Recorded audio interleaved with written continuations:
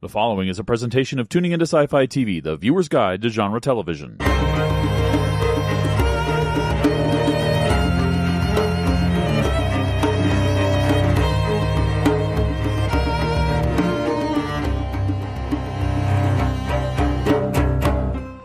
Hello, everyone, and welcome to the Small Council Matters podcast. I am Wendy Hembrock, and I am joined, as always, by our table of maesters. So let's go around the room and introduce yourselves, please. Hey, everybody. This is Shannon out in Vancouver, Washington. You can find me online on Twitter at TNRLM. And my grandmother's cousin's best friend was a Targaryen. So I'm feeling really good about this dragon thing. Oh, I have a bad feeling about that. This is Christine from Michigan, your mistress of correction and communication. You can like me on Facebook, Christine Peruski, follow me on Instagram, also Christine Peruski, and maybe check out my online portfolio, which I haven't even looked at myself in over a month, christineperuski.xyz. And I am Wendy, the maester of links and documents. And Shannon, I think you got a shot because you're a cat person. So, you know, we're going to be talking about House of the Dragon Season 2, Episode 6 tonight. Folks have noticed that Jesse is not with us, but he is with us. We'll have some input from him to share, but he is not at the table. Episode 206 is called Smallfolk, and we'll be talking about all of them. Just a reminder, we love to get your ravens and comments about the episode or the show. You can also post your comments and thoughts on our Discord. We have a channel specifically for the Game of Thrones universe. You can reach us on social media on X/Twitter at either at SCM_pod or at Tuning into Sci-Fi. We also have a link you can follow to create a voice message off our webpage, or you can use the old-fashioned telephone and call us at 706-927-8478. Operators are standing by. So first, let's go ahead and talk a little bit about some news and links that I gathered up, and we have sort of the usual suspects. The inside the episode, House the Dragons Built. It's about 20 minutes. For me, the highlight in that was the fire effects for our potential dragon rider and the set that they built to use for that. It was pretty interesting. We also have a link to the preview for next week, which looks like it's going to be fire. Also a link to an article from The Ringer, which took a deep dive into the episode, and it had some interesting things to say about a lot of the episode. So if you're looking for all the details from the books, but you didn't read the books like me, it was interesting. So thoughts or comments about any of the news or links? Yeah, on the Ringer stuff, they do a great job of covering like nerd pop culture. And they typically have a couple of articles on Monday and then a Q&A, I think Tuesday or Wednesday. And Wendy, as you mentioned, a lot of that was about dreams and weirwoods, and there's not really any fire and blood spoilers in there, but it does talk a lot about latter sections of Game of Thrones and Bran and some of the visions there and how it works, which also worked a little bit differently on the show than it did in the book. So that was really good. Like you, Wendy, I was most entranced by how they get away with doing the fire. 'Cause digital effects can do a lot of things, obviously, dragons. But Game of Thrones, for the most part, is always, and House of the Dragon, obviously, has almost always prided itself on using real fire. You know, there's those big mechanical arms with like the flamethrowers on the end that shoot the dragon fires. And it was just fascinating all the elements of protection that they go into with the fire suits underneath the regular clothes and the gel and everything they do to keep everybody safe. So if you're into stunt work and behind the scenes stuff, I would highly recommend watching that. That was very good. And next week, I mean, I guess it's the penultimate episode of the season, which was last year, episode 9. Historically, Game of Thrones and House of the Dragon have always had a big penultimate episode, and episode 10 has been more of a recover, reflect, and set the tone for next season. So we'll see if season 2 follows that same pattern. So I didn't have a chance to get to much of this week. I was able to briefly skim the Ringer article, and I will just pull out the quote that I love the most. When it comes to furniture on House of the Dragon, I sure didn't expect a random bed frame in Harrenhal to get nearly as much attention as the Iron Throne. It's very topical, this episode. I appreciated that.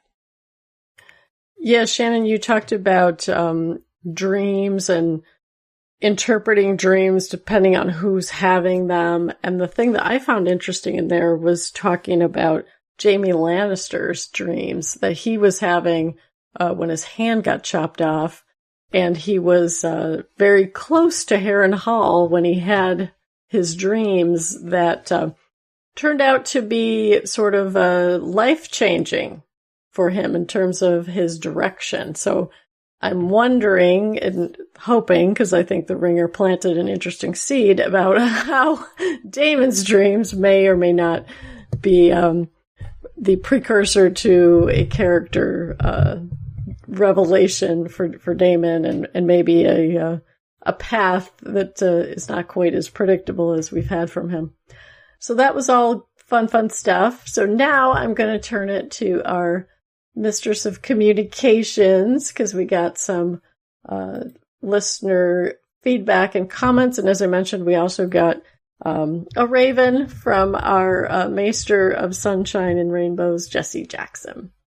Yes, Jesse is not with us, but here in our hearts. So I will do my best. He did a voice to text thing and hoped that I could clean it up. I hope I got you right, Jesse. It was a little rough in places.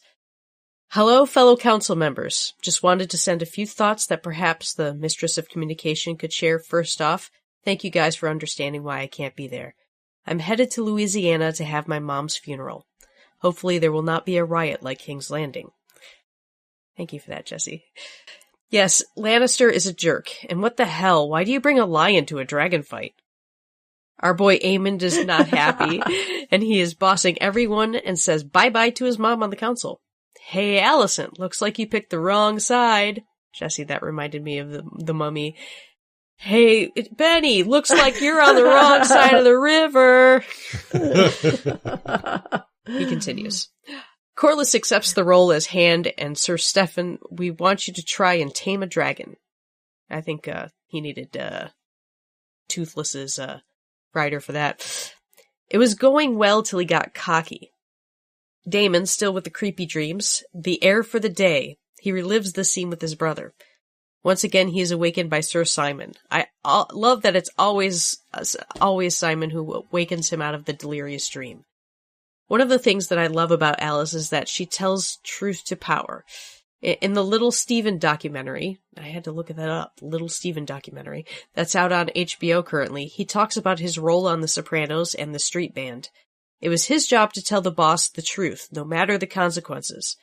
Daemon needs that, I think. And I think it's a good reminder that you want someone to be president or a king or queen who does it not as a prize to be won, but a burden to be bared, as she tells him. Back at Shears, unrest, stories of feasts in the castle while the small folk go hungry.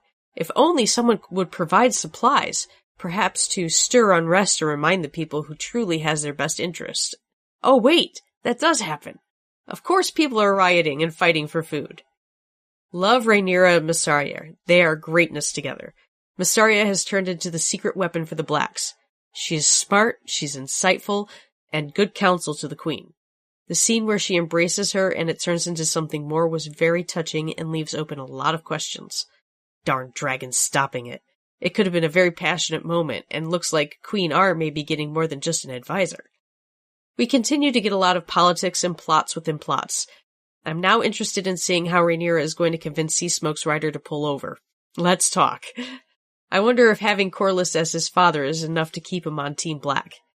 Another great episode. Can't wait to hear y'all discussion. I plan to be back next week. I'm going to give this one 9 out of 10 passionate kisses between advisors. Well, it's too bad that Jesse couldn't be here, Wendy, because I thought of both of y'all. Wendy, you being a Bills fan and Jesse being a Cowboys fan during Sir Stefan's dragon riding attempt. That was a little like Leon Lett and Don Beebe. He started celebrating way too early. I've got it. I've done it. And next thing you know, he's a flambe. So Jesse, thanks for your comments. I'm sure we'll be talking about a lot of those scenes, and our hearts are with you and can't wait to have you back next week. So thank you, Jesse.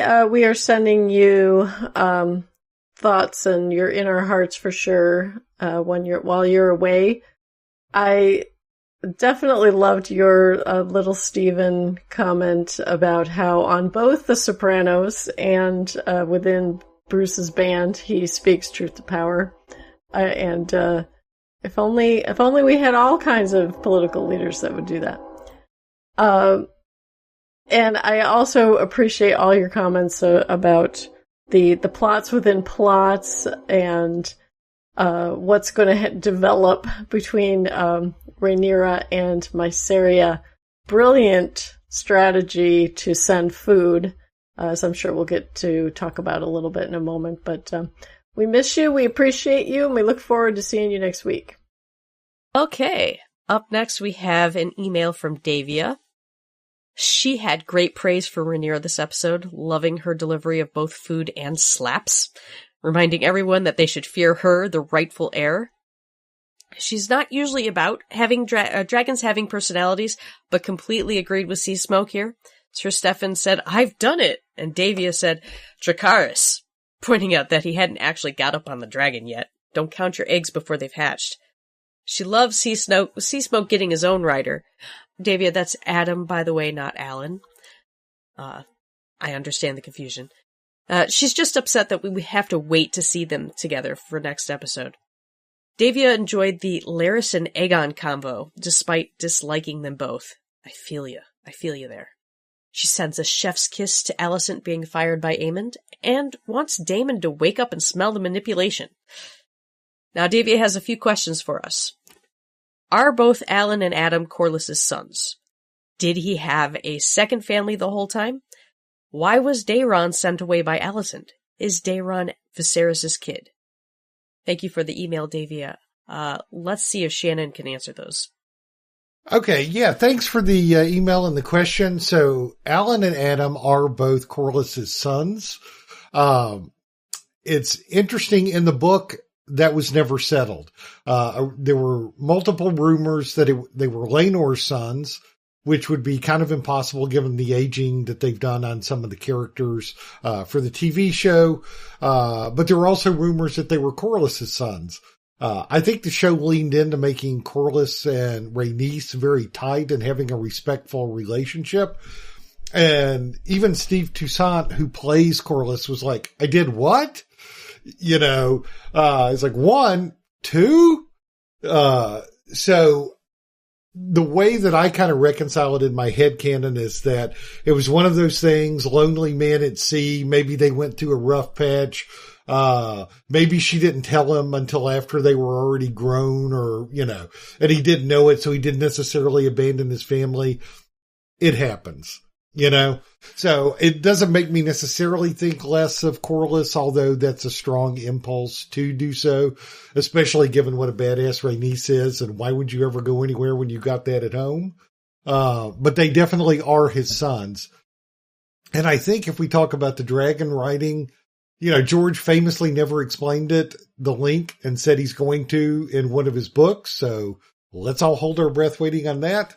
But I think that Seasmoke, they seeded it a little bit, dragon seed, pun, haha, that when he was flying over him on the beach, and that maybe he had a scent of Laenor, who would be his half-brother. on him, and maybe that's why he chose him. Darren was sent away in the show because they didn't want to cast a young kid right away and get all confusing with the ages. But it was because he was too young and they wanted to keep him safe in Pentos, in Old Town. And he's there with his dragon. And then we see, I think it was in the preview that said, or was it in the episode? Young Darren's dragon has taken wing. And he is the, third son after Aegon and Aemond, and he's much younger than them. And Olivia Cook, who is 30, has obviously given birth at ages 5, 6, and maybe 10. So to make that math work out. But hey, I like all the actors and it works great. I'm with you. It's time for Daemon to go do something. And Wendy, you were mentioning the dream reference earlier about Jaime, and Jaime is the character that Daemon has most often been compared to as kind of the bratty, lovable rogue. If your first character introduction is shoving a kid out a window and you can bounce back from that to become one of the most beloved characters on the show, maybe there's hope for Daemon yet. And he did seem, to get something out of those dreams. And I'm sure we'll talk about that a little bit later. And I did love the personality on Sea Smoke. We don't often get it with the dragons, but I thought that was really well done. Davia, thanks for your comments. Yeah, I'll just add that sending a child to ward at another household is very common. In fact, we see that in this episode. Joffrey, the third son, has been sent to the Vale to be brought up as a ward. It seems to be a third son thing, or further down the line thing, because they don't have immediate usefulness in the heir sense, they're not likely to inherit the throne, so they're off to find their place elsewhere, learn things about the world, how other people see the world. It was something that was done in Game of Thrones too. It happens a lot with royalty, nobility. It's just a common practice, and it was a convenient way to get rid of a child we have no use for in this show. So, and he had his little baby dragon. Yeah, it was so cute. It's like having a little puppy around. Yep, that dragon was super cute. And the toy dragons that were in that room, too. So thank you, Davia, for your comments. I mentioned earlier that, Shannon has an affinity for cats, which means he might have an affinity for dragons. Because I think claiming a dragon is like bonding with a cat. And we'll probably talk about that a little bit more, because sometimes a cat will roll up on you and look like they're friendly. And then they're going to really rip you to shreds.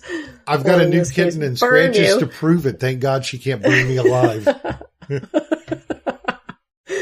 But I actually thought that Sea Smoke was acting more like a dog. It could have been a cat that chases. I have a cat that chases. But it really looked like he was like, hey, come play with me, come play with me. My only disappointment was we didn't get a headbutt when he actually arrived on the side of the hill. But I think these guys covered the questions that you had about the lineage as well as the wards. So thank you again, Davia, for your comments. And lastly, we have Denise posting in our Discord channel.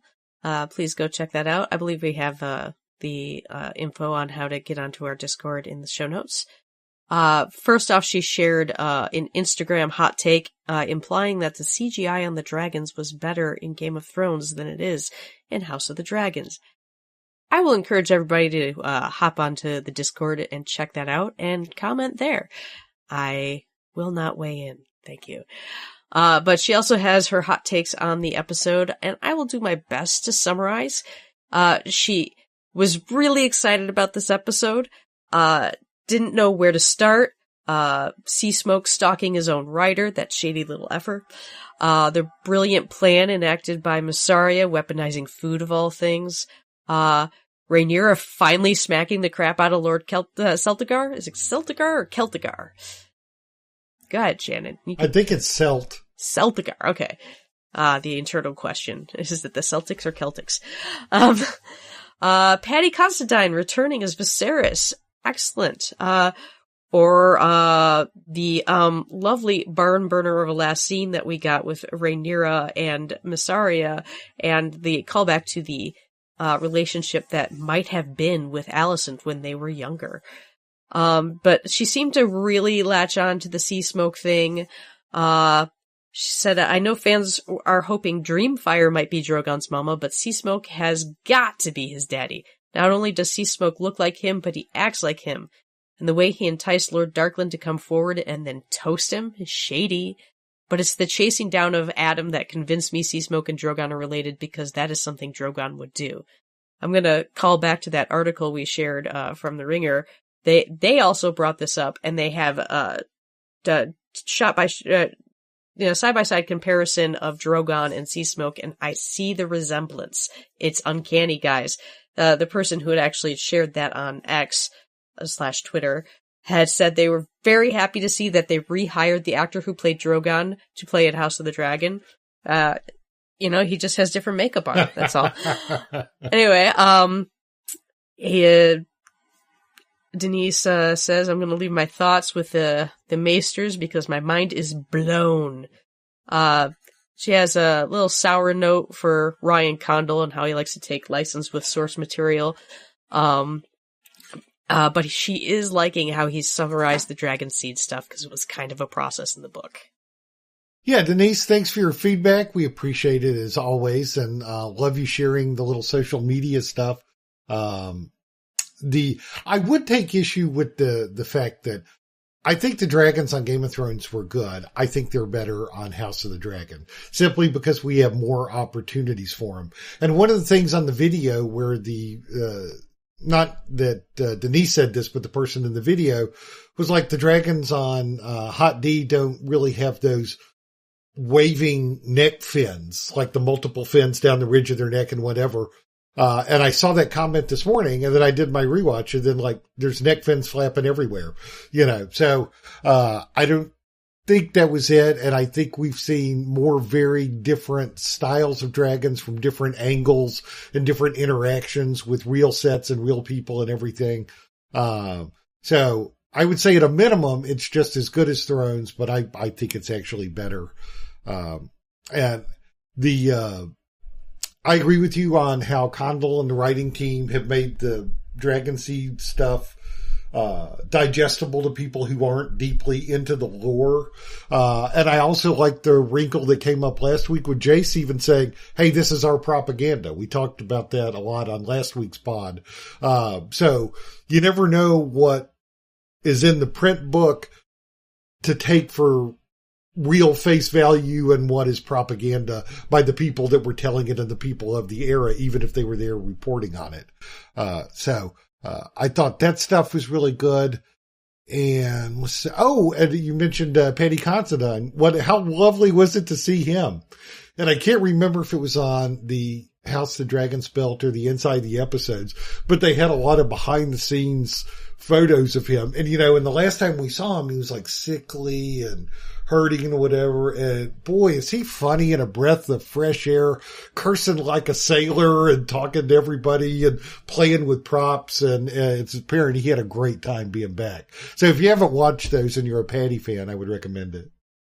Yes, thank you, Denise, for sharing your comments as well as the other links to the Instagram and other social media stuff. We really appreciate it.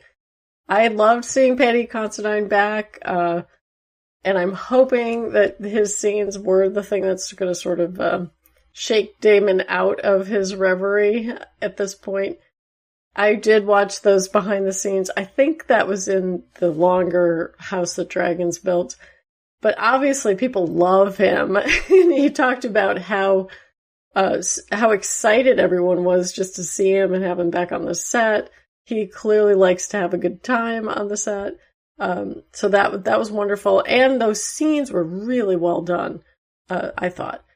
And I just want to touch really quickly on the CGI about the dragons, because the scene that we were just talking about where Sea Smoke is chasing Alan, I think is a good example of that, where we got lots of flying around and everything that they can do, which we did not see in Game of Thrones because they couldn't spend that much time on the dragon CG effects. But we didn't get that close-up moment where there's a personal connection. You know, we have the look of Alan, and then we have the head push in, but there's no eye contact moment like we've had. And I was immediately thinking about when Tyrion went to meet the dragons that were chained up, and how, you know, he was talking to it like a person, you know, and like it was understanding him. We haven't really had any moments like that in House of the Dragon where somebody's really talking to their dragon. We have a lot of places where people are yelling orders at the dragons. You know, I think Rhaenys giving Meleys a hug on the way out, and her comments were that sort of bond and connection.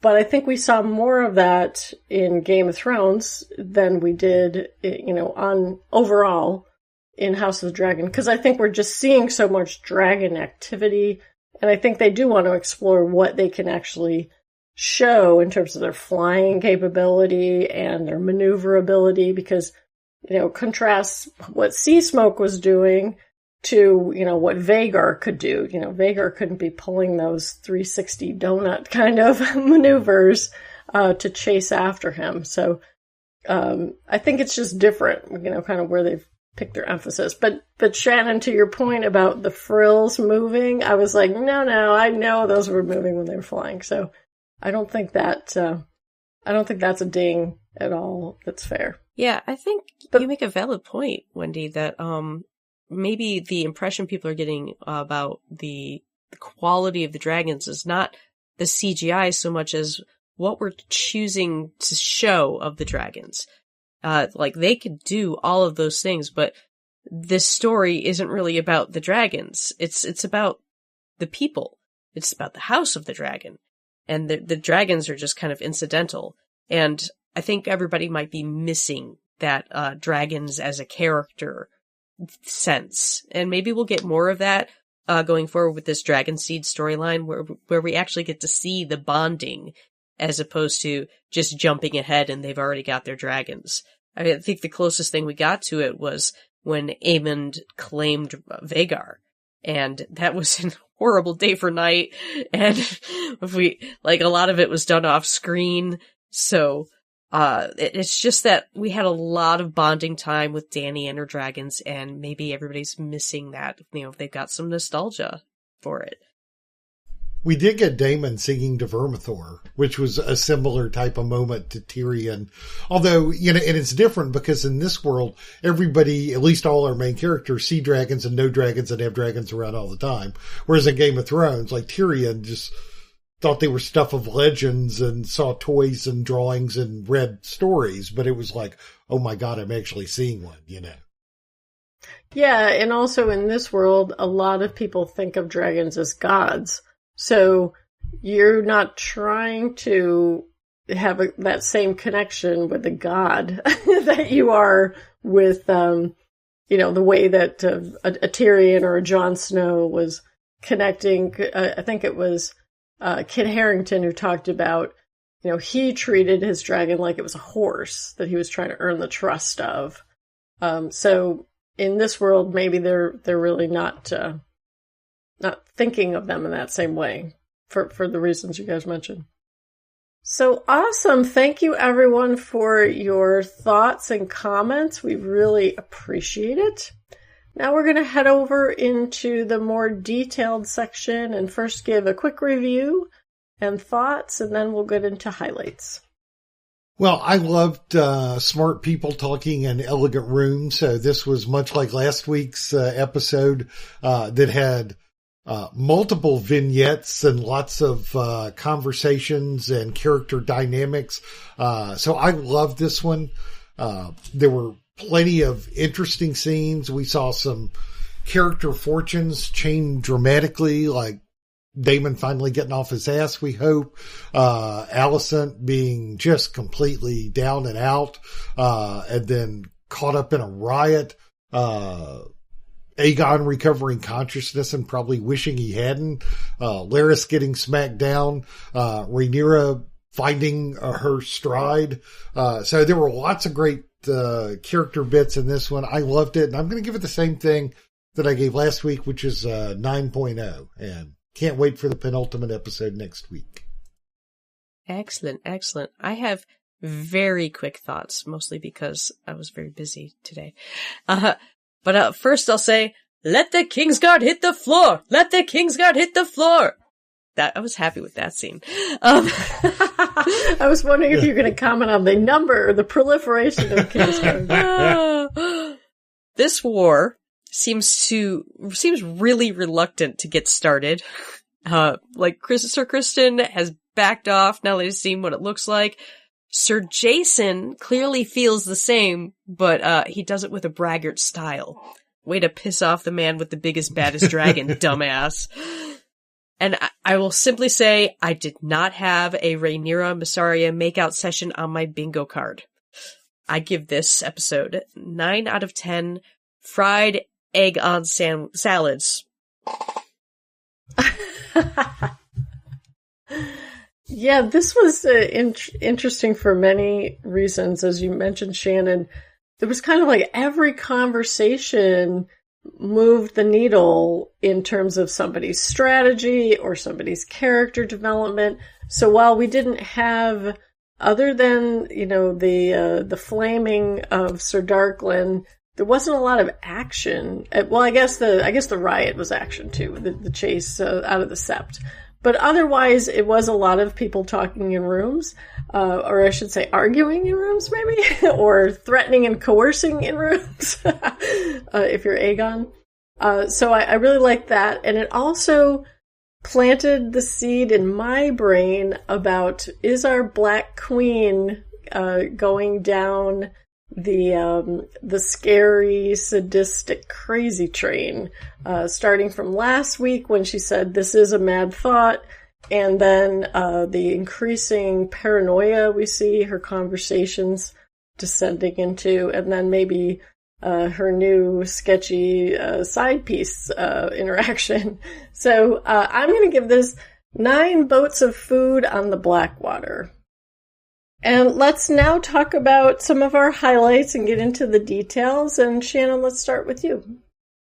And when you said not a lot of action, I'd ask the guy that tried to grab Allison about that. He might disagree. There were lots of good things in there. Probably my favorite, again, I'm going to go with the ending scene just because of the momentum of it. And Wendy, I like that you mentioned, is Rhaenyra succumbing to Targaryenism, if you will, like late stages Dany or Aerys the Mad King or whomever. What was the quote? Every time a Targaryen is born, the gods flip a coin, and you never know. So she's been caught in a trap of not feeling supported and feeling indecisive and cooped up. And then at the end, when she's striding towards the dragon mounting chamber with her gloves on, I was pumped up. And that just, that's a Rhaenyra we hadn't seen in quite some time. And she was just like being told off by her pissy, unsupportive advisors and whatever. So I think she said about enough is enough. So I like the way the whole scene built up, starting with Rhaenyra and Mysaria, and they're talking about that their plan worked. The banners made it to the gates with food. So even if they didn't necessarily get black banners all inside the city, the plan worked. And not only was it the food and everything, but we got to see Diana again, and then Sylvie, the brothel lady, who was with Aemon, auditioning for community theater in Cheers, and even getting old Ulf to go along with it. So I thought that was fun. So their plan worked, and Rhaenyra has been smart to listen to Mysaria, and I like their mutual respect. They slowly are peeling back more layers of each other. And it's like two girls who have dated the same dude, and then they become friends and compare notes. It's like, oh my God, I can't believe we both fell for this. And Rhaenyra is talking about how, her analysis of Daemon was pretty accurate, because she's like, I was everything he wanted to be, loved by Viserys and named the heir. And he was everything I wanted to be, carefree and dangerous. And we were like two halves of a whole that maybe didn't fit together. So I think she was smart to kind of finally realize that, even as she's kind of getting to the point of thinking maybe he's forsaken me and we're going to have to do without him and perhaps the army and Caraxes. And then Mysaria tells her tragic tale of her upbringing and saying, well, that's why I don't trust anybody. But I think she's sincere when she talks about caring for the Smallfolk. And that even when she made her deal with Otto, a condition of that was like, you gotta look out for the Smallfolk and whatever. And then he kind of betrayed that wish too, after she told him where Aegon could be found. So, and then that leads, as she said, that leads to the empathetic hug, and then the hug led to some nuzzling, and, there we go, which was great. They both need it. I thought it was interesting that after the fact, Sonia Mizuno said that it was Emma Darcy's idea to kind of go for the kiss, even though it wasn't necessarily on the page in the script, and they just trusted their instincts, and I'm glad they left that in. Targaryens historically have always been very sexually fluid and flexible. So I think that's a good sign for her to, get some loving. She's been cooped up and frustrated for a long time. And I gotta give Emma Darcy credit. Oh my God, when the door knocked and the person came in, Rhaenyra's like, she slumped her shoulders and ducked her head and acted like she just got caught by Dad on prom night. And then they talked about seeing sea smoke out. She just kind of mumbled, he does that. And it was so funny, her reaction. I watched it like 3 or 4 times in a row. And then when they said with a rider, they both just snapped their heads around. And then we cut to that scene I referenced at the beginning of her walking out, getting on the dragon, Cyrax, and going out. So I just loved that scene and the momentum it built. And that was probably my favorite in the episode. Well, very exciting. I personally don't think Rhaenyra is going mad Targaryen. I think she's just found her confidence, finally. And it clearly comes from having unbiased support. Mysaria has been good for her. I'm up to this point, I've really not known if I felt the trust there. Like, I constantly look at her and think she's playing her. She's got another agenda. That was how she was presented to us in season 1. So, I'm not sure I was like really buying the trust. So that's what threw me off with the kiss. It wasn't that I didn't believe either of them would do something like that. I totally believe that. I mean, I expected that with young Rhaenyra, with Alicent, except that Alicent was too religious and uptight for that. And so I totally buy Rhaenyra doing something like that. Mysaria, I mean, it's a common story, someone who was sexually abused as a child, who was a prostitute in life. They tend to go to the same sex for actual companionship. So it's not unbelievable. It's just the whole trust to me was something I wasn't quite buying. I didn't feel like we had gotten there on a trust level yet. So I don't know what they could have done differently to make me buy that so much. Maybe it was just, I don't know. Like the scene was a little long for comfort and made me think about it too much while it was happening. I'm not against the scene. Just a little uneasy about it. The discussion they had about Daemon actually reminded me of Rent, the musical. So we have the main character's name is Mark, and his ex-girlfriend Maureen is now dating Joanne. And they get put in a room together and have to solve a problem, and they start discussing Maureen's issues. And it's obviously happening again with the new girlfriend. And after that discussion, these two kind of become friends. And so I just saw it happening again. I'm like, wow, you get a real problem person and get their exes together. They're just going to end up good friends. It's great.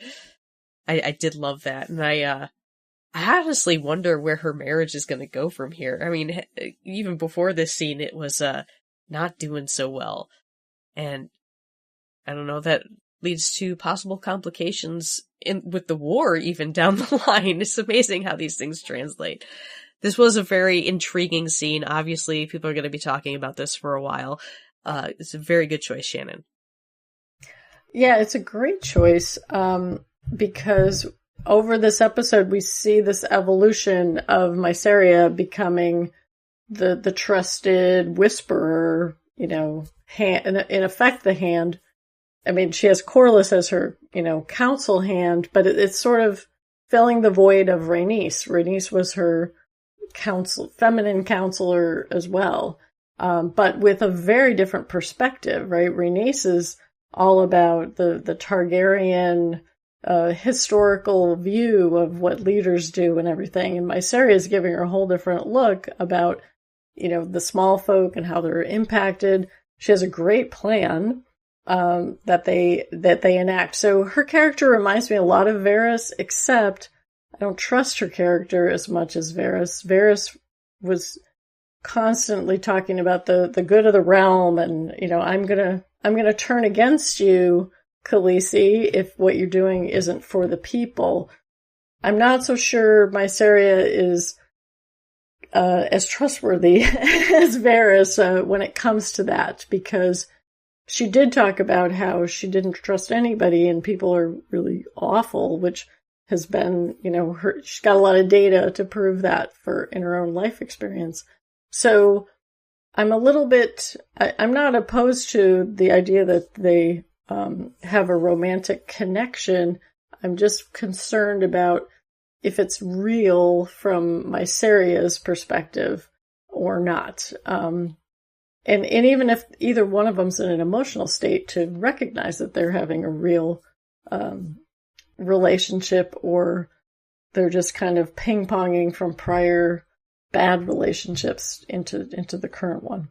But the other thing I loved about this, you mentioned Shannon when she comes bounding out, which was a great contrast to the prior scene where we saw somebody getting ready to mount a dragon in that same spot. Because she's just like, pulling on her gloves and hopping on her hot rod. And the CGI of the dragon flying was really beautiful. When it swoops down off of the cliff and then goes soaring away. It was really, really lovely. So, and ominous at the same time, because, when she actually confronts Sea Smoke and Alan, I'm really looking forward to seeing that conversation, which they slightly teased for next week. It's Adam, by the way. The one who actually gets Sea Smoke, yeah. You're muted, Wendy. Oh, thank you. Alan is bald. That's how I always think of it. He's the older brother. Well, right. He makes himself bald, as we found out this episode. Yes. He shaves it. Yes. Yeah. And I thought that behind the scenes, that on all the effort they go to make it look like you're shaving blonde Targaryen hair, I mean, that was very labor intensive just for a little bit of that, showing him shaving off blonde locks. I'm going to have to watch that. You do, Christine. I was looking at it, I'm like, how... No, I just like, that's gotta be some work in there. Wow. Just for this scene. Yeah, totally watch it. It takes a lot of heads and hands to do that. Okay, now I'm intrigued. Yeah. Alright, so we're at my choice now, right? Yes. Alright, I am picking kind of an across the episode theme I would like to call In Mother Valeria, Pokemon Choose You. So, basically, coming to the whole dragon bonding, story thread throughout this episode. we're finally making the attempt to find new dragon riders. Now, I knew how this was going to go right off the bat because we haven't really had any story on this guy up to this point. I mean, we've had tons of story on 3 other characters that we had no care about before. And this Kingsguard is like, yeah, I remember you were like with her when she went to King's Landing in like disguise and stuff. But, yeah, what's your name? So, I mean, he might as well be Sir Redshirt at this point. Yeah, I think the big mistake he made was taking too long. It looked like Seasmoke was all, come on, get on the saddle. And Sir Stefan was just staring at him like he got a glimpse at the last scene in the episode. And Seasmoke got impatient, said, screw this, flambe! Which, you know, I can relate, you know, I feel that way. Like, I told you we were leaving an hour ago. What is taking so long? Don't get me near with flamethrower, things will happen. I just needed someone to point out that disasters like this happen with full-blooded Targaryens. So it should be expected outside the bloodline.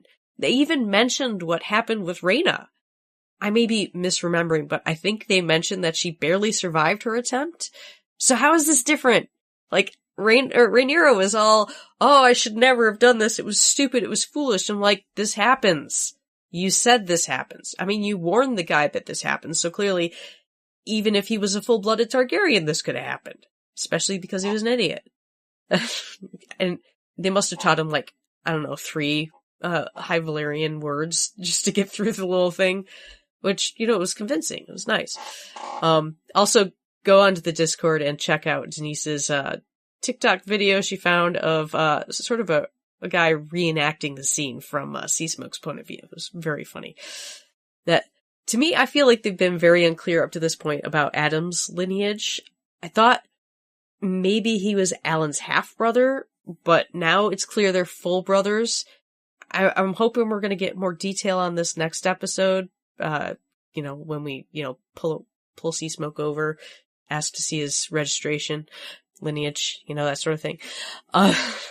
'Cause, you know, they've been really bad on introducing these characters and, like, how they're related. I need more details. Now, later on, of course, after the big disaster, we have Seasmoke reenacting me anytime I see a cute furry animal. Come here, run away! Poor Adam, running through the village, terrified. Yeah, basically my own dog does that to me. I actually find it interesting, though, because you'd think that to bond with a dragon, it would take confidence and dominance.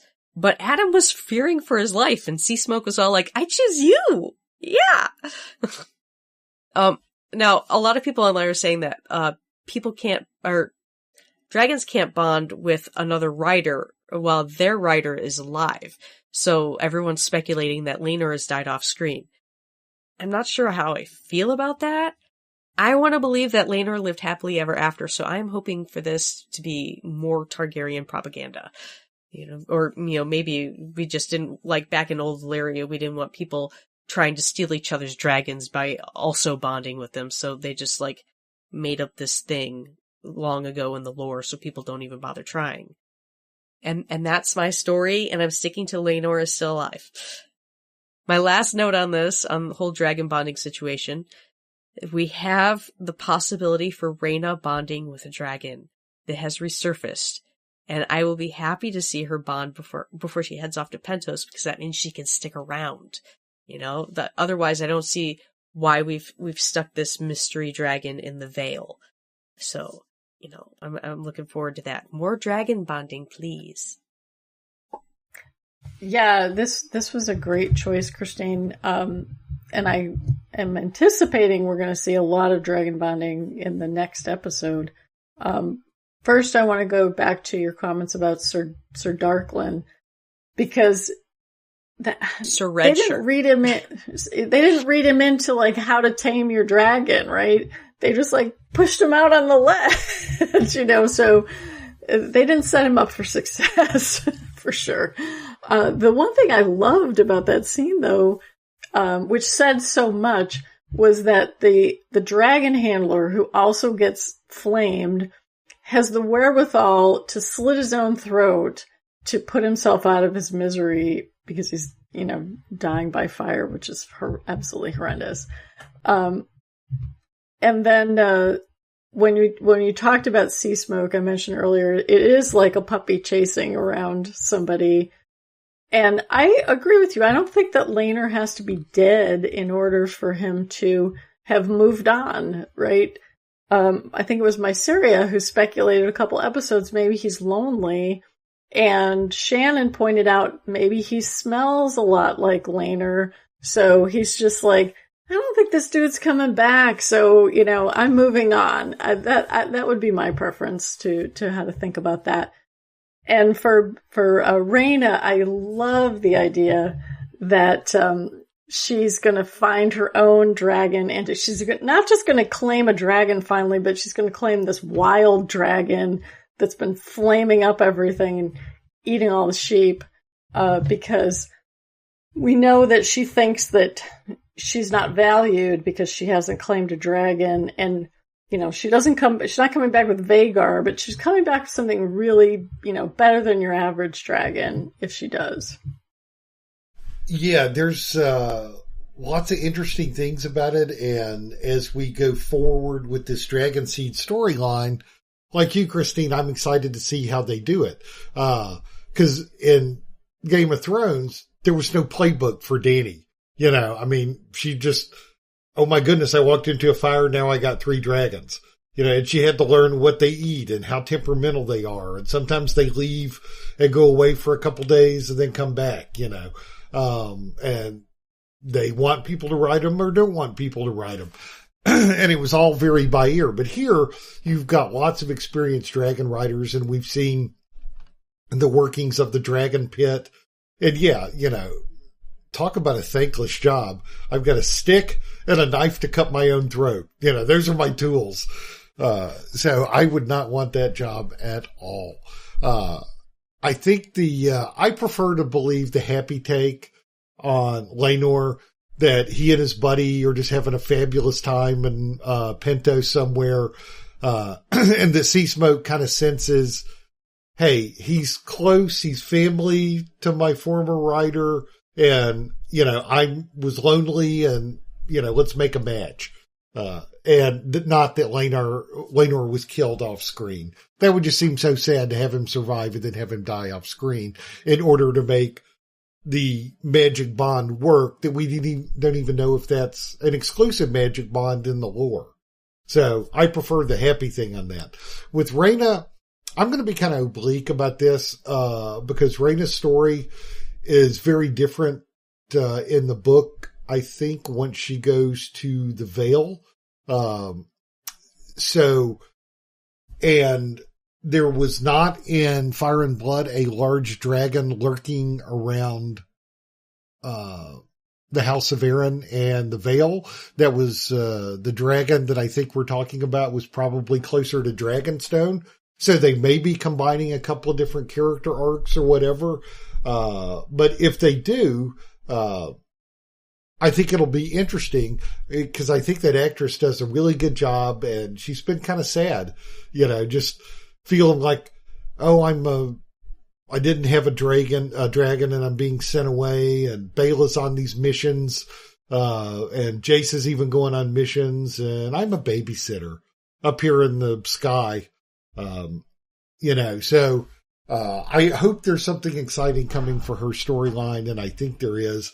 And it was good to see, God, is it Joffrey and, Viserys, the 2 younger ones, and the tiny dragon? I thought that was so cute. Yep. And she still has the 4 eggs, 3 of which we think are going to be Dany's eggs, at some point. So there's still 1 egg that is unaccounted for with her wherever she is. But the idea of something older and bigger possibly coming into the equation, I think is pretty interesting.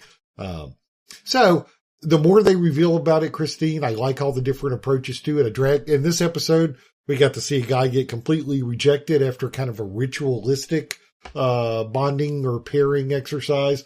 We saw a dragon make his own choice and track down a former rider, and then a hint of mystery as to something's out there and somebody could claim it. What's going to happen? So, good choice.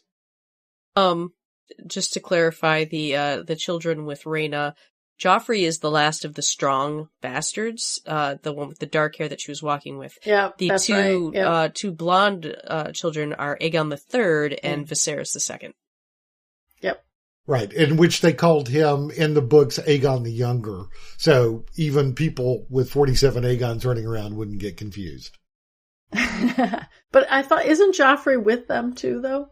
Yeah. He wasn't in the scene, but I thought he was there. He wasn't in the scene where they were playing with the toys, right. But he was outside with Rhaena when she found the big burn plus badge. Right, yeah. And supposedly all going to Pentos or Essos. Yeah. Well, yes. Joffrey would be staying at the Vale. That is where he's staying to be warded. And the two youngest are coming with her to Pentos. Yeah. The thing I like about this is the timing, because she's having that talk with Joffrey and she's basically resigned herself to her role. So, of course, that's the moment at which you actually get the thing because you've resigned yourself that you're not going to get it. So great choice. I really like that. Wow, I get to talk about Daemon's weirdo dreams and crazy stuff in Harrenhal. I never get to talk about this because somebody takes it first. So for me, these dreams really had the best payoff. One, because they were with Viserys, who really is the character he needs to reconcile and confront his own issues about. And I loved the scene where he walks into the throne room again. You know, he keeps coming back to that room. This time he's locked in and he can't get out when even Viserys has thrown him out. And I loved that they didn't change the dialogue from the original scene. It's just the way it was delivered was slightly different. And we see, instead of Viserys being angry, we see all of his hurt and pain as he's saying this stuff to Daemon. And Daemon's initial reaction is, "Oh my God, you aren't over this yet?" and then it quickly turns. Once he's told go to Runestone and he's trying to get out, trying to escape, the harm he's done. And I loved how they edited that through with the doors busting open and Sir Simon's on the other side. And we see Daemon's really unhinged. And I love the reactions of the three sons who have yet to speak a word when they're at that table. And the alarm, the look of alarm on the one guy's face I was laughing the whole time. Matt Smith is just killing it when he plays this unhinged Daemon. And I really wasn't sure if he was going to, cut him a little bit, if he was going to try to cut his tongue out. I really didn't know where that was going. And it was hilarious when he's like, "Don't look at me," as he's walking out of the room. And then the next time we see Daemon having a dream, it's with Viserys, sobbing over Emma and his child's bodies as they're being prepared for the funeral. And this is clearly something Daemon wasn't around for, right? He was off doing partying, whatever he was doing. And I love the way he says to him, he's holding Viserys, and he says, "I'm sorry you needed me. I'm here now." And I'm really hoping we hear him say the same thing to Rhaenyra in the future, to pick up the responsibility that he has set aside. But again, he wakes up lying on the table this time to the great news that Grover Tully is dead, and he had this run-in with Alice in between these two dreams. A beautiful scene in this, the Godswood. He's about to run off, and I don't know what he was about to go do, where he was headed. Maybe he was headed to the Tullys already. It didn't sound like it, but he asks Alice for her counsel about how to deal with the River Lords. And She definitely knows all of his history because she named all the places he ran away to when things weren't going his way, and totally calls him out and says, why don't you just wait 3 days? The wind's going to change. And I loved when the owl flies in and she just tosses a mouse in its throat and is like, don't do anything. This is not for you to do. And she leaves. And I find these scenes very compelling. I don't understand why Damon, I mean, it must be because she's drugging him that he's so willing to listen to her, when he's hyper suspicious of Sir Simon, but not super suspicious of, the maester healer who knows how to manipulate people with potions and stuff. So, this actually felt like we're building to a head with Damon's dreams, whereas in the past, we're still kind of thrashing through things, but I feel like we're finally getting somewhere. And it was a really, some lovely scenes as we got there for me. I almost picked this, Wendy. Did I jump? Yeah, I almost picked this because I know there's some frustration among the fans that don't like the Damon and Harrenhal stuff because they feel like he's spinning his wheels, and he was such a dynamic character bouncing off everybody last year. But I've really dug it. Because it's like gnawing deep into character for him. And I love the different responses to it, because when young Rhaenyra was telling him things that he didn't want to hear or forcing him to recount things from his past, he chops her head off, and how far we've come from that to now he gets to experience the same scene or relive something with Viserys. But he sees how much Viserys really cared about him, because he left after he got thrown out thinking, well, Viserys was just being an a-hole and then had enough of him, and I pushed his buttons and I'm the brat prince and I'll walk off. But now we saw how much that weighed on Viserys in that first scene. And then the second scene, which he wasn't necessarily there for, but he got to be there for his brother and act in a way that seemed like very un-Daemon-like, being, comforting somebody. We know it's in him because remember how he was to Rhaenyra, when she was young and they were at the funeral on the beach and he's like, go comfort him and, he needs you right now. And so it's there. He's just kept it well hidden. And this whole little psychedelic adventure, maybe I think has forced him to confront some of those things and, kind of get off the pot, as it, so to speak. I like the way they were done. I love Sir Simon Strong, that after Daemon comes out of one of these things, it's always just the affable Sir Strong. And we notice that he's like, your king and your grace. By king, he's learned not to say king consort or any of that stuff. And even when he was threatening him, we could see the blade in Daemon's hand, but then just in the right of the screen, Sir Simon's hand saying, don't, to the three guys standing over at the table. Yep. Yeah. So I thought it was good and very character revealing. And Wendy, I think the irony, it's like Sir Simon couldn't be any more affable and gregarious and nice to him. And he's the one that gets threatened. But here's the witchy woman that said I was a barn owl, and he's like, I need your help. Wait, no, not help. I need your counsel. And I thought that was so funny a couple of times. So, and so did Alice wind up killing Grover, or did she really try, or did she just know that because she's a green seer, know that Grover was going to die and she was there to confirm it? Who knows? I don't know if we'll ever know, but I don't think it matters in relation to what we've seen with Daemon and his trip through his own psyche at Harrenhal. And plus, not only all the character reasons for Daemon that I liked it, but it also reinforces the nature that we've heard about in Thrones and everywhere else, that is a freaking spooky place. And this has certainly lived up to it. That's a great choice, Wendy. Yes, Wendy, I'm glad you were able to take this one this time. I actually thought, I need to get off the Daemon train for a little bit. Hey, let somebody else have it. But last episode, I said that Daemon needs therapy. This actually is his therapy.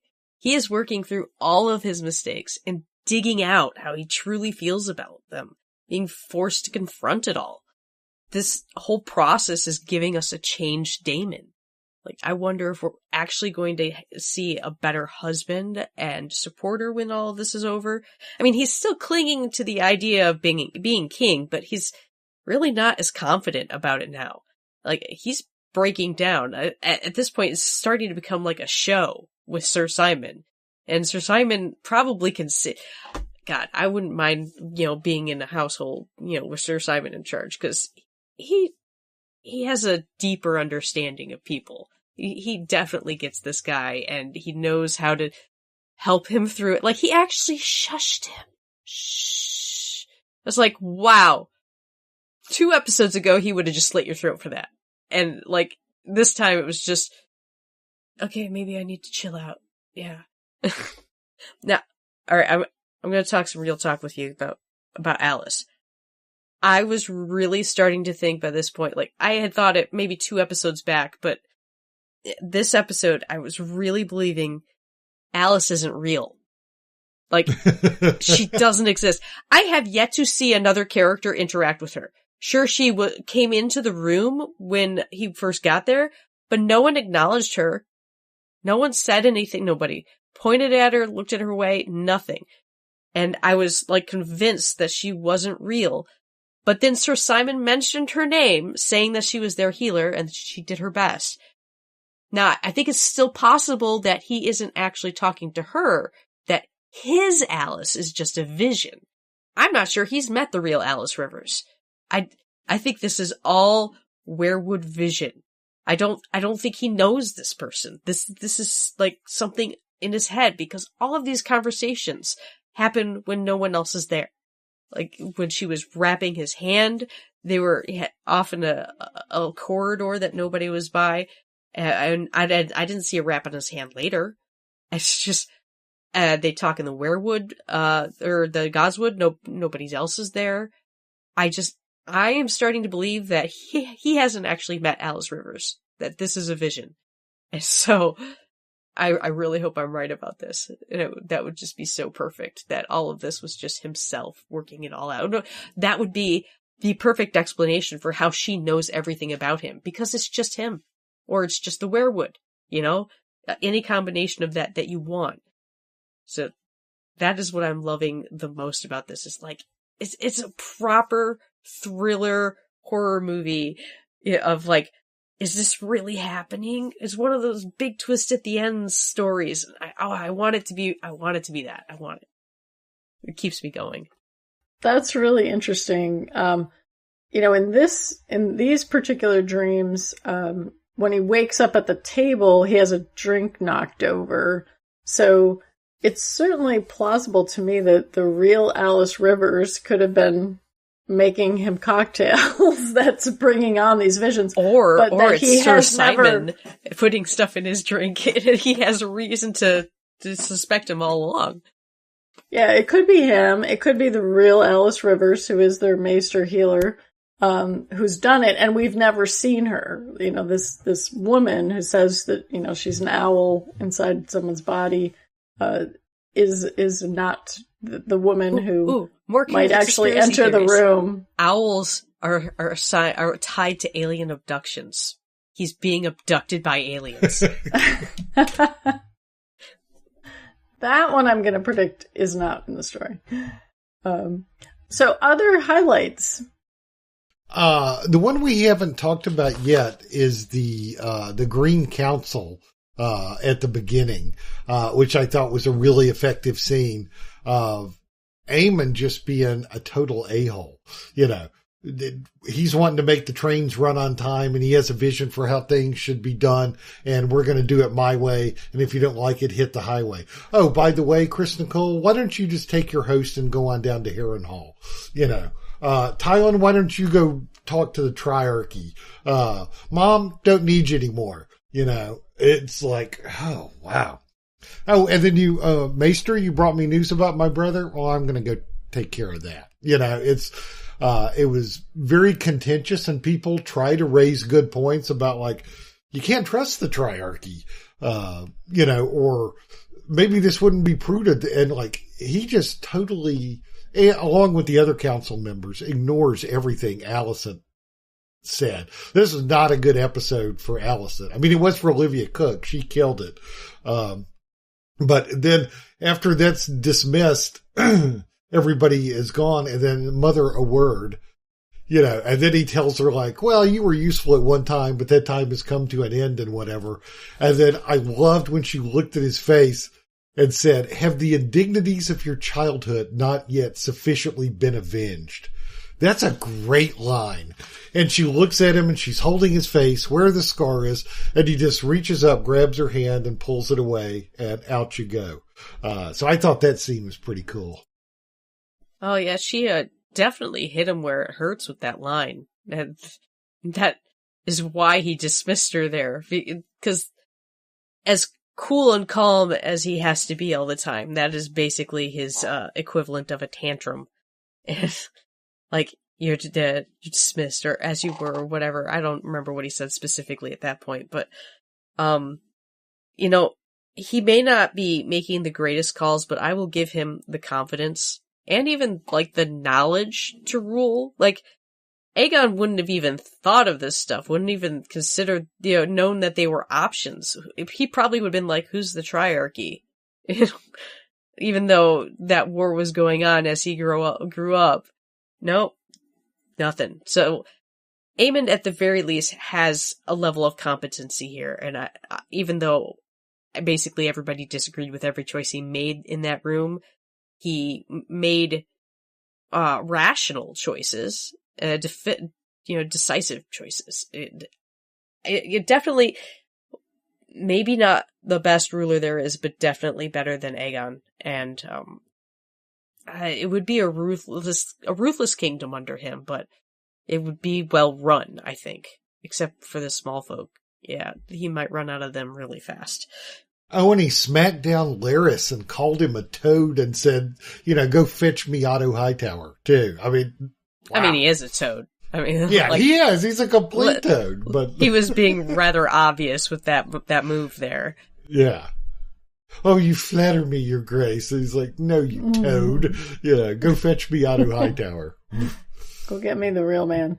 But he's not going to listen to him, just like he didn't listen to any of them when they put up justifiable reasons why to reconsider his ideas, and he even gives the good talk at the end, to try to boost morale after he's crushed everybody.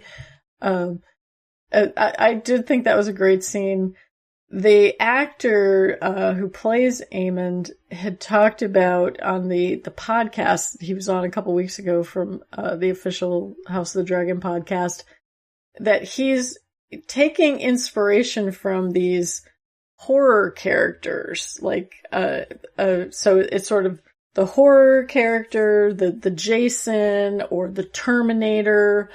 So he's really painting Aemond as, ruthless, clinical, because he's so damaged and hurt from his bullying that he's just got to put on this facade all the time. And so he's doing a great job with conveying that in the character for sure. Great choice. Christine, did you have another highlight you wanted to talk about? Just a little note. Our puppy dog is still with us. We saw the dog! We saw the dog! Yay! Up. We saw him pick him up, and I got so excited. I'm like, oh, he's gonna get adopted! And then he got distracted and put him down. I'm like, come on! All I want at the end of the season is a happy ending for that dog. A happy ending. Little puppy dog. Yes, we want the dog to live. I just wanted to touch on Aegon's visitors, because I think those 3 scenes were really interesting about each of the characters. So we get Alicent coming to visit and really kind of wallowing in self-pity more than really there for him. And that's kind of happening throughout, because she has this conversation later with Gwaine about, what's Daron like? And he's like, yeah, he's great. And she's like, well, is it the Red Keep that ruined my kids, or was I a bad mother? And Gwaine doesn't really answer that question. I didn't think so much. So that's kind of a non-starter for help for Aegon. Then Aemon comes, and he's absolutely terrified of him when he arrives, and I was really worried about how far Aemon was going to go in that scene. And I didn't realize until I watched it the second time that he actually took the council ball, and he's like pushing it into his wounds as part of that visit. And Aegon is like, I remember nothing, and clearly he remembers everything. And Aemon is like, let's get the story straight. You honorably attacked Meleese, and that's all you remember. So that was very compelling, brief scene, very compelling. And then when Aemon walks out and he tells the Maester, the king's got a very long road ahead of, healing and convalescence. And then the Larys scene when he shows up, and he's just sort of like the vulture circling the way he acts. But it was really well done to make that connection and fool Aegon into thinking that he's really there to help him when he's really there to kind of hook him. When he tells the story about, here's the things that are going to happen to you now that you're, maimed, in terms of how people are going to treat you. And, what they don't know is you still have your brain. They're going to underestimate you. So it worked in terms of, one, giving us more insight into Larys, but also Aegon, actually saying, help me. And I love the way the actor, he just barely had like one corner of his mouth, just barely smiled to be like, I got you. So I thought those were all really brief scenes, but very important to Aegon as well as the other characters. Couple other tidbits that stuck out to me. The scene with Gwaine and Alicent before he rides off with Kristen. About the only time Alicent didn't take an L in this was when, they're siblings, but they haven't been that close because they've been in different places and everything. And she asks about her kids, and she's realizing what monsters both of the kids that stayed with her in King's Landing are. And she asks about Darren, and he's like, oh, he's good with a lute as a sword and everything. And then Freddie Fox and Olivia Cook do such a good job there. He kind of senses what she needs to hear, and he's like, and he's kind. He's a good man. And the way she reacts to that's like about the only good news she's gotten in a while. That at least one of her kids is happy and well adjusted, apparently. I thought they killed that. And we talked about in the Rook's Rest, the fog of battle, how they shot that. It was so effective, and how they shoot the dream sequences. I thought the riot was also well shot, that it added to the chaos, and you felt like anything could happen and didn't know where to go and where were people coming from, and they're throwing fruit and all that. So I thought that was well done. And we got a new scene in the opening credits too, right before, because it showed the two dragons wounded or dead, as it were, long in the dying, as Kristen would say, in the stitches. I thought maybe they had, right before showing the two dragons, maybe showed the Brackens and Blackwoods, because it was like the first, bloody battle of the war. I'm not sure, because it went by so fast, and it's so, like abstract. You can't really tell exactly what it's trying to get across. And it took me forever to, understand, the two dragons, especially because when I paused it hadn't finished rendering the dragons. I'm like, what is that? And what is that? So it was a little unclear. I definitely have been able to spot at least one scene that's been removed from the intro to make space. It was like, Alicent and Rhaenyra at the opposite ends of the table. And they had shown more detail, of the two of them being stitched, before that. Now it's just like, the two queens on their separate thrones. And then, like, that's it. That's all you get. So I saw that. Just to add a little something to the conversations with Aegon, the Larys one, I really was amused by him saying, but yeah, you still have your brain and they'll underestimate you. I'm like, yeah, and Aegon's stupid enough to believe that because he didn't have much of a brain before this happened. That's why this happened. Wow. And so at least Larys is still able to manipulate, him, like the stupid king. I'm not sure what he'll be able to do with that, considering Aegon's situation, but I'm sure he can make the most of it considering who he is. Yeah, I just wanted to go back to your comments about the Gwaine and Alicent scene, because there was a line that he says when she's talking about, I went to court, you stayed home, but he was only 8 years old, so it feels like there's quite an age difference between them. And you didn't have a mother. And he says, you get on with it when you haven't any choice. And he was very pragmatic about all that. And I also loved how he kept shooting glances over at Kristen Cole, because he's like, you didn't really come here to talk to me. You just happened to see me in the courtyard and then think about these other things that you wanted to say. And I did not pay. I noticed the Rook's Rest part. What I really saw was Meleesa's head chopped off with her neck snapped, as the big piece to the addition for Rook's Rest. But I didn't notice the other things that you'd shared, Christine. So thank you for those comments. Christine, did you have any other highlights? I do not. I think we may have covered the whole episode. The only other thing that I wanted to mention, and this was more general, I guess, was the theme about the small folk. And, obviously we have the very obvious parts when the small folk are practically kill Helena and Alicent coming out of the sept and the rioting over the food. But it seemed to me that we also had people that perhaps the Targaryens have viewed as small folk, like all these other houses, and they're starting to exert their power. We have the Lannisters who are like, yeah, we'll get to Harrenhal, but you got to tell us when Aemon's going to be coming with Vhagar. And that we have Lord Beesbury, who Kristen Cole killed in the Green Council.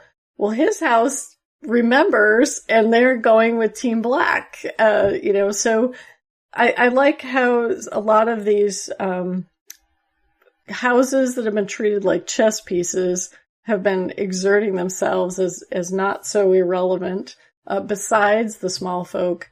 And Shannon, you briefly touched on the scene in Cheers, where we have Ulf basically drinking the propaganda about how things were so much better before. Viserys wouldn't have a big party if there was no food for the rest of us. It's like, is that true? I don't know if that's true, but it's nice to think of. And that was the other piece I wanted to touch on really quickly. I did have one question, which is, where is Otto Hightower, and why haven't they been appealing to Highgarden, the breadbasket of Westeros, for food? Any thoughts on that? I've actually was wondering that myself. I'm like, where is Otto? We haven't seen him in several episodes. They didn't just kick him out of King's Landing, they kicked him out of the show. I hope that doesn't last. If anybody can find him, it'll be Larys, but I don't know. Shannon, thoughts? It's off book because Otto was hanging around King's Landing after he got demoted in the book. So Otto going back to his seat, with his family, is something that's new to us. So I don't know if they're going to create something new for Otto to have been doing, or it's just kind of dramatic tension to where is he and let's get him back. So I don't have any insight into that. And as far as the, trying to get the Tyrells or other big families, I don't know that we've heard a lot about them with the dance thus far. historically they've always kind of, because they're separate geographically, they've kind of stayed out of a lot of it and only gotten involved when there's a marriage to make, much like with Marjorie, or something like that. So your guess is as good as mine as to why they, maybe they're like, oh my God, hopefully this will sort itself out before we have to have anybody killed. He's actually in Harrenhal working with Alice Rivers to direct. Or potentially on a ship out at sea, signaling to Mysaria off Dragonstone. The other question I had was, I thought it was interesting that when Rhaenyra talks about what do we have, we have the Valyrian ships. She didn't mention, we got these Greybeards from the north that are supposedly coming down to help out. She didn't mention that at all.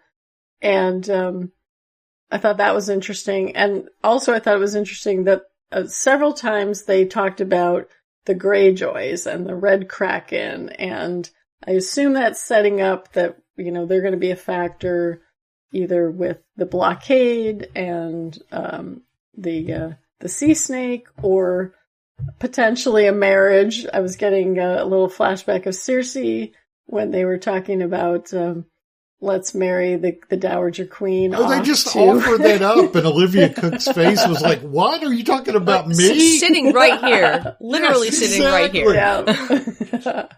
Yes, and you, sir, are no Tywin Lannister to tell me I'm going to get married again. So that was everything I had. Any other final thoughts as we go into our penultimate episode next week? As far as the ding, we didn't talk much about dings or things we didn't like, but I got a problem with balls, y'all. I need to understand the balls. It's like everybody have an individual ball for their person, and then they put it in a little holder by the chair that represents their station? Or does each station have a ball? Like, we talked about this last year. I need like a whole behind the scenes, House that Dragon built on how the balls work. Because it's he pressed it into Aegon and he left it. So does he need that ball to do something to be kingly next time? Or does that mean like that was Aegon's ball and his ball was out of circulation? I hope it gets sanitized. That's all I'm saying. Exactly. Now, who washes those balls? Is there ball washing in Westeros? So, yeah, well, I need to understand this, how it works. It's cool. It's great props, but I don't get it at all. Wait. Let me summarize. The one man on the council today needs an explanation about balls. The other thing, though, is Alicent, who serves no purpose on the council. She has one, and she wasn't made to give it back. She kept her ball. I'm sure it was in its, the little placeholder in the middle where all the balls gather at the end of the party. Did Otto take his ball and go home? Yeah, and Aemon was very specific about taking Aegon's ball when he assumed the regency. So why did he give it back to him in the bed? Or was that his ball that was just in that place because he hadn't arrived at the meeting yet, and he grabbed his own personal ball and put it in the head of the table, and the ball that he left on Aegon was Aegon's ball that had been put aside since he wasn't at the meeting. Someone explain the balls to me. Please, listeners, if you got it, help us out. Okay. That is a great, thoughtful question to wrap up our council today. We are going to close for this session. But before we go, I want to give a shout out to our missing maester, Jesse Jackson. We look forward to seeing you next week. Thank all of our listeners for listening, folks who sent feedback. We really appreciate it. We would love to hear from more of you. And as always, want to thank our thoughtful maesters, Christine and Shannon and Jesse. We'll see you again soon. Bye, everybody. Don't play with balls. We'd love to hear our listeners voice thoughts and send us feedback. Call us at 706-927-8478.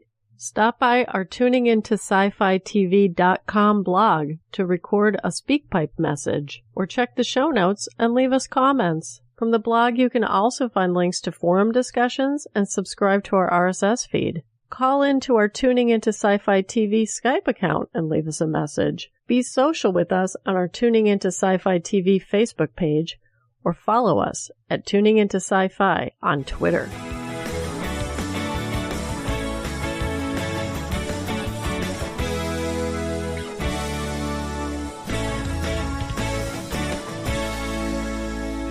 You've been listening to Small Council Matters from Tuning Into Sci-Fi TV, episode 116, recorded July 22nd, 2024.